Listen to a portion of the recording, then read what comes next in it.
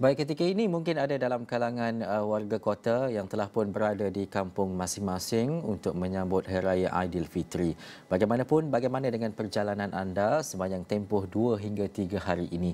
Mungkin ada yang mengalami kesesakan dan sebagainya, tetapi untuk kita dapatkan perkembangan trafik semasa ketika ini, kita nak bersama dengan Cik Muhammad Fazli Kasim yang merupakan Ketua Keselamatan Trafik Plus Malaysia Berhad menerusi dalam talian ketika ini. Assalamualaikum Cik Fazli.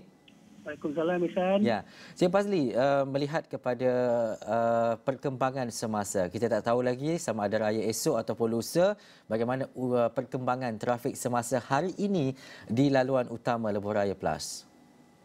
Okey, terima kasih, Ihsan. Setakat waktu ini, setakat pukul 3 petang, di keadaan trafik di Lebuh Raya Kendalian Plus, di wilayah utara, E1, pergerakan trafik adalah lancar. Tetapi menunjukkan peningkatan di Plaza Tua Sungai 2 di lorong masuk dan di wilayah tengah E1 dan E2 pergerakan kenderaan secara keseluruhan adalah lancar dan peningkatan antara Sungai Buloh dan Rawang Selatan. Untuk wilayah selatan pula iaitu E2 pergerakan trafik lancar, Jabatan Pulau Pinang juga lancar. Laluan kedua E3 juga lancar, Elite E6 juga lancar.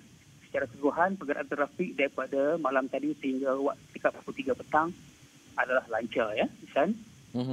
Dan juga Tuan, adakah kita melihat kepada tempoh cuti yang panjang tidak sama seperti trafik perayaan sebelum ini? Daripada awal mungkin orang telah pun bercuti dan mengambil masa untuk pulang lebih awal. Tetapi adakah jangkaan itu kita dapat lihat juga ketika masyarakat dan juga rakyat nanti untuk pulang kembali ke tempat masing-masing dan sebagainya? Apa jangkaan daripada PLUS sendiri? Betul, Ihsan. Sebab kalau mengikut rekod pergerakan trafik kami, peningkatan daripada hari Jumaat sehinggalah setakat hari ini menunjukkan peningkatan yang ketara pada hari Jumaat dan juga Sabtu. Jadi kita nampak dekat sini trend pergerakan tu dah bermula daripada awal. Jadi untuk pergerakan balik nanti kita jangkakan pada hari Sabtu dan Ahad trafik akan tinggilah pada hari tersebut. Dan satu perkara besar untuk kita faham apabila ia melibatkan lebuh raya terutamanya PLUS adalah bagaimana untuk masyarakat dan juga pengguna itu menggunakan kemudahan dan juga jalan raya itu sebaik mungkin. Yang pertama adalah berkaitan dengan emosi, yang kedua adalah mengenai memastikan bahawa panduan dan juga laluan lebuh raya itu dipatuhi dan sebagainya. Apa pesanan dan juga yang boleh dikatakan oleh Tuan untuk memastikan bahawa pengguna-pengguna jalan raya ini sentiasa mematuhi segala peraturan yang telah disediakan, faham berkaitan dengan jalan raya dan sebagainya, tidak bertindak mengikut emosi? Okey, kalau ikut jangkaan PLUS peningkatan trafik sebanyak 2.1 juta kenderaan yang akan menggunakan secara harian di rangkaian kendalian PLUS berbanding dengan 1.82 juta kenderaan pada setiap hari normal, iaitu peningkatan sebanyak 15%. Jadi PLUS telah menjangkakan keadaan trafik ini yang mana kita punya approach kita adalah untuk melancarkan pergerakan trafik dan juga memberi kesedaran pengguna bila berhenti di kawasan rehat dan rawat di lebuh raya kita. Untuk pengguna-pengguna kita telah mengeluarkan iaitu MyPlus PTA melalui Plus application yang mana kita akan update secara real time pergerakan trafik semasa, dan juga kita juga telah mengeluarkan tip smart lane penggunaan smart lane yang mana kita telah membuat penambahbaikan untuk kita pastikan 18 lokasi yang kita telah senaraikan kawasan-kawasan penggunaan smart lane ini yang mana penambahbaikan melalui papan tanda mobile portable BMS yang kita letakkan, dan juga setiap 500 meter kita letak papan tanda, dan juga setiap 1000 meter atau 1 kilometer iaitu green flashing light untuk pengguna mengetahui di manakah dan waktu manakah penggunaan smart lane ini boleh dilalui. Ini juga untuk mengetahui secara dekat, kita juga ada sediakan kita punya media sosial, maklumat-maklumat dalam media sosial plus aplikasi dan sebagainya untuk pengguna mengetahui keadaan-keadaan semasa di lebuh raya kita.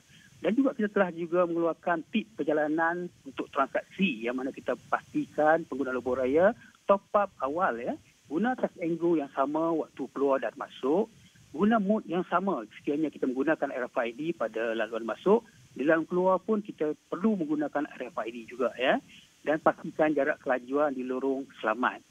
Dan untuk memastikan juga untuk trik-trik untuk tip untuk kenderaan juga kita telah keluarkan, iaitu tip 4P2J dan juga Beware, ya, yang mana kita pastikan kenderaan kita dalam keadaan selamat, pasti pakai tali pinggang, peka dengan keadaan sekeliling, patuhi had laju, jaga titik buta dan juga jarak kenderaan, ya, iaitu Beware, iaitu pastikan kita berhati-hati semasa memandu, waspada keadaan sekeliling, responsif dengan sebarang keadaan, ya. Dan juga kita juga ada keluarkan iaitu 6 tanda-tanda awal keletihan ketika memandu, iaitu suka kita buka mata, kemudian kepala berat dan pedih mata, menguap selalu, memandu dalam keadaan yang terhayung-hayang ataupun melelong dan juga fikiran melayang, suka memberi tumpuan kepada papan tanda. Dan sekiranya ada 6 tanda-tanda di atas ni, sila berhenti rehat bila ada jumpa kita punya kawasan lebai ataupun kita punya kawasan rawat dan rehat, ya.